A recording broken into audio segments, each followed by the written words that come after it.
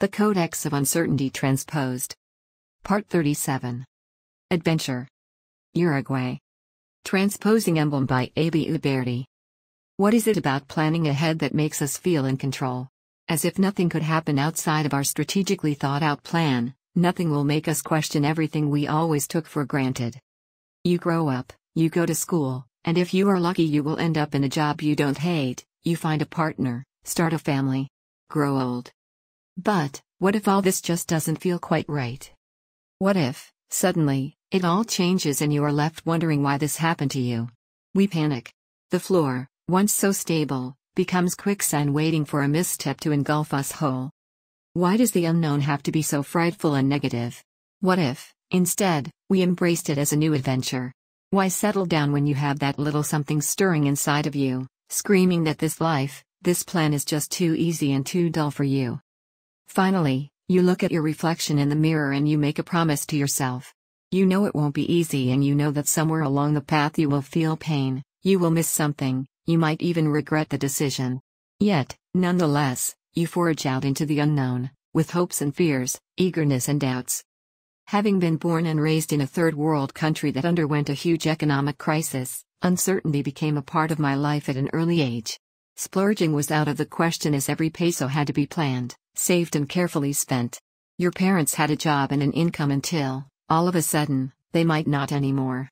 Living at the edge of the abyss while seeing your parents struggle and fearing that the following night your life might change completely, bred a generation of academic overachievers and people seeking government employment. What does this mean?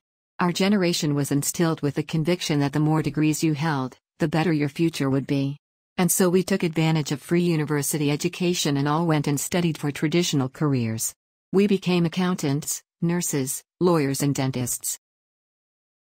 It was too late when we realized that academic excellence did not provide any certainty whatsoever regarding the future, as the aftermath of the financial crisis kept hitting close to home, with doctors working as taxi drivers and lawyers selling their most precious possessions.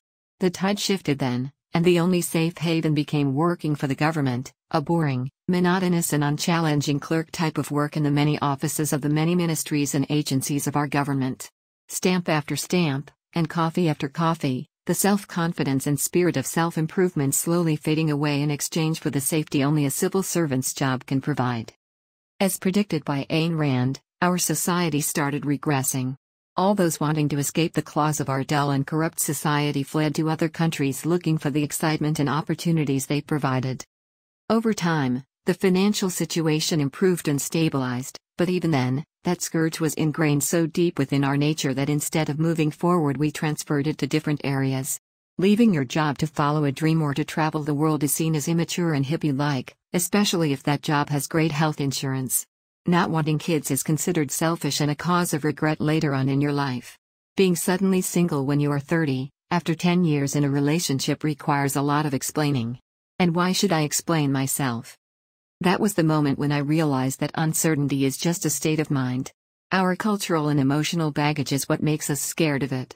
As certainty is studied in the fields of mathematics, logic and physics, uncertainty is studied from a psychological perspective in the way it affects our emotions and our social behavior. What would happen if we learned to deal with uncertainty the way we deal with certainty, instead of letting it cause so much stress and anxiety? Shouldn't it be taught as part of the natural process of life? After many tears, when I finally understood that my uncertainty was a dynamic circumstance instead of a static situation, I realized that I could finally let out that feeling stirring inside of me, let it take me away and open all the doors available to me. The risks are mine to take, and no one's to frown upon. As you begin making friends with this uncertainty, you become acquainted with fear, and instead of finding it overwhelm you, it pushes you to be braver than before, to accept that you do not know the future, a liberating and, ultimately, rewarding experience.